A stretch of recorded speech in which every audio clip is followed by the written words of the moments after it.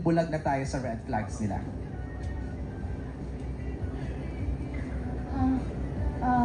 Meron din kasi dibang iba, feeling ko pag mas minamahal mo sila, mas nakikita mo rin yung red flags nila. Pwede rin That's a opposite. good way of ano. Yeah, I think it depends on how you love the person.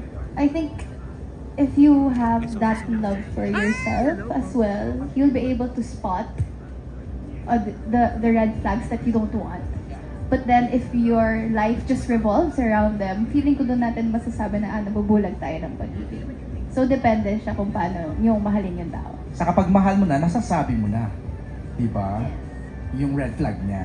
Di ba? Ikaw, Don. Depende kasi yan. Kung talagang in love ka para lang ma-in love, para lang, wag mo nang isipin yung sarili mo, gusto mo lang ma-in love, madali lang mabulag talaga. Kasi syempre, lahat ng red flags niya, hindi mo naisipin eh. Pero, yun yung part na nagiging delikado. Kasi, syempre, you're in a relationship if ever not just because you want to be with that person, but because you're also in love with a version of yourself. So it can't just be, I want to be here because this person is this. But how are you though? Diba? So, You love who you're becoming. yeah, you have to also love who you're becoming. So, you know, the red flags, I think if you really are in it to be with each other and to choose each other, you would see more of that in each other, or more of the red flags in each other. So you want to go. Ang dami kasi, hindi ko lang, ano yung the best? Why don't we just say the most random green flag na lang? Kasi we always say na you love your family, yung mga Diyos, gano'n. Siguro iba naman, ano yung magandang green flag mo? Mabango. Uy! Mabango si Belinda. Describe the scent.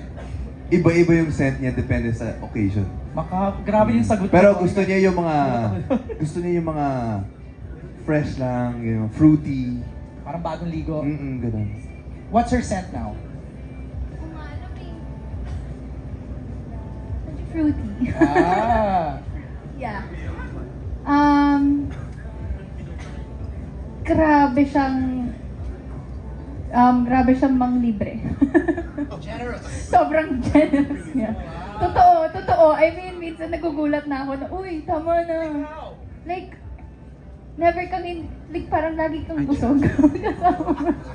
So, Lagi may kasi nga food ayaw nga outside. niya ng ng Yes, buto, nabubugnutin na that's mawala true. sa focus.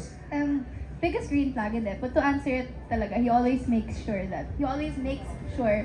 that everyone's good on set. Yun yung napansin ko. Lalo na, like, he always asks, are you okay? Or how are you doing? Na, yun yung biggest green flag ko na pinakagusto ko sa kanya.